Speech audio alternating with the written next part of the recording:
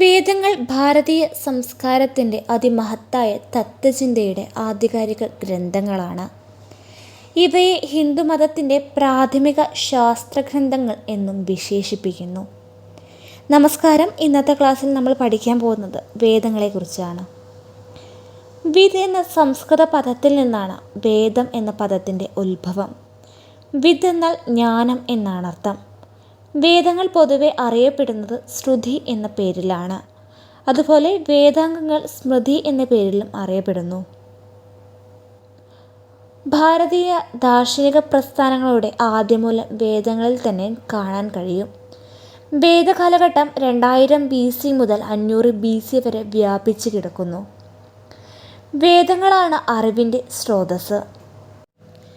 വേദവ്യാസൻ എന്നറിയപ്പെടുന്ന കൃഷ്ണദ്വൈപായനൻ പ്രാചീന വിശുദ്ധ വിജ്ഞാന സ്രോതസ്സിനെ 4 ഭാഗങ്ങളായി വിഭജിച്ച് അവയ്ക്ക് ഋഗ്വേദം, യജുർവേദം, സാമവേദം, അഥർവവേദം എന്നിങ്ങനെ നാമകരണം ചെയ്തു. അപ്പോൾ 4 വേദങ്ങളാണ് ഉള്ളത്: ഋഗ്വേദം, യജുർവേദം, സാമവേദം, അഥർവവേദം. ഇനി ഓരോന്നിനെക്കുറിച്ച് നമുക്ക് ഡീറ്റെയിൽ ആയി പഠിക്കാം. ഋഗ്വേദം. ആദിവേദം എന്നാണ് ഋഗ്വേദം അറിയപ്പെടുന്നത്. ലോകത്തിലെ ഏറ്റവും പുരാതനമായ സാഹിത്യ ഗ്രന്ഥമാണിത്. ഋഗ്വേദത്തിലാകെ ദേവന്മാരുടെയും ദേവിമാരുടെയും സ്തുതികളും അവരോടുള്ള പ്രാർത്ഥനകളും ഉൾപ്പെട്ടിരിക്കുന്നു. ഋഗ്വേദത്തിലെ ദേവസ്തുതികളുടെ എണ്ണം എന്ന് പറയുന്നത് 1028 ആണ്. ഋഗ്വേദത്തിലെ മണ്ഡലങ്ങളുടെ എണ്ണം 10. ഋഗ്വേദത്തിൽ പരാമർശിക്കുന്നതും എന്നാൽ ഇന്ന് ഇല്ലാത്തതുമായ നദി എന്ന് പറയുന്നത് സരസ്വതി നദിയാണ്. ഋഗ്വേദത്തിൽ ഏറ്റവും കൂടുതൽ തവണ പരാമർശിക്കുന്ന പദം ഓം എന്ന പദമാണ്. ഋഗ്വേദത്തിലെ 10ാം മണ്ഡലം പുരുഷ സൂക്തം എന്ന പേരിലാണ് അറിയപ്പെടുന്നത്. ഗായത്രി മന്ത്രത്തെക്കുറിച്ച് പ്രതിപാദിക്കുന്ന ഋഗ്വേദ മണ്ഡലം 6ാം മണ്ഡലമാണ്.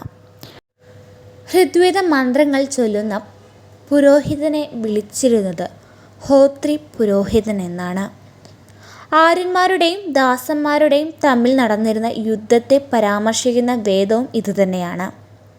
ദാതികാര എന്ന വിശുദ്ധ കുതിരയെ പരാമർശിക്കുന്ന വേദവും ഋഗ്വേദമാണ്. അടുത്തത് യജുർവേദം. യജുർവേദത്തിലെ അധ്യായങ്ങളുടെ എണ്ണം 40 ആണ്. 40 അധ്യായങ്ങളാണ് യജുർവേദത്തിലുള്ളത്. യജുർവേദത്തിൻ്റെ മിക്ക ഭാഗങ്ങളും ഗദ്യരൂപത്തിലാണ്. കൂട്ടത്തിൽ ഏതാനും പദ്യങ്ങളും കാണാം. യജുർവേദത്തിലെ ഈ ഗദ്യപദ്യങ്ങൾ പരിശുദ്ധ മന്ത്രങ്ങളെയും ആചാരക്രമങ്ങളെയും പ്രതിപാദിക്കുന്നു. യജുർവേദം 2 വിഭാഗങ്ങളായി കാണപ്പെടുന്നു: ശുക്ലയജുർവേദവും കൃഷ്ണയജുർവേദവും. യജുർവേദവുമായി ബന്ധപ്പെട്ട് 2 ബ്രാഹ്മണങ്ങളാണ് ഉള്ളത്: തൈത്തിരീയ ബ്രാഹ്മണം, ശതപഥ ബ്രാഹ്മണം. അടുത്തതായി സാമവേദത്തെക്കുറിച്ച് പരിചയപ്പെടാം. സാമവേദം സംഗീതത്തിൻ്റെ സ്രോതസ്സാണ്. അത് മുഴുവൻ താള നിബിഡമാണ്. സാമവേദത്തിലെ മിക്ക മന്ത്രങ്ങളും ഋഗ്വേദത്തിന് സമാനമാണ്.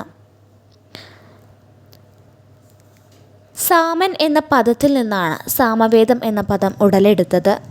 സാമവേദ മന്ത്രങ്ങൾ ചൊല്ലിയിരുന്ന പുരോഹിതന്മാർ അറിയപ്പെടുന്നത് ഉടഗാത്രി എന്ന പേരിലാണ്. അടുത്തതായി അഥർവവേദത്തെക്കുറിച്ച് പരിചയപ്പെടാം. അഥർവവേദം മറ്റ് 3 വേദങ്ങളിൽ നിന്നും വ്യത്യസ്തമായിരുന്നു. അവയുടെ ഉള്ളടക്കം സവിശേഷമാണ്. വൈദ്യം, മാന്ത്രിക വിദ്യ, പ്രത്യേക രീതിയിലുള്ള ആചാരക്രമങ്ങൾ എന്നിങ്ങനെ ഇതിൽ പ്രതിപാദിച്ചിരിക്കുന്നു. ഈ വേദത്തിൽ രാജധർമ്മങ്ങൾ പോലും പ്രതിപാദിക്കുന്നുണ്ട്.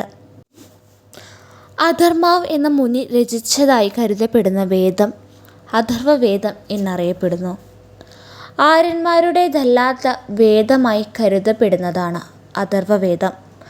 അഥർവവേദത്തിൻ്റെ ഭാഗമായ ബ്രാഹ്മണം ഗോപദ ബ്രാഹ്മണം എന്ന പേരിൽ അറിയപ്പെടുന്നു. യാഗങ്ങളുടെ ശാസ്ത്രം എന്നറിയപ്പെടുന്നത് ബ്രാഹ്മണങ്ങളാണ്. അശ്വമേധം, വാജപേയം എന്നീ യാഗത്തെപ്പറ്റി പരാമർശിക്കുന്നുണ്ട്. ഇവയിൽ ബ്രാഹ്മണങ്ങൾ പ്രാധാന്യം നൽകുന്നത് കർമ്മ മാർഗങ്ങൾക്കാണ്.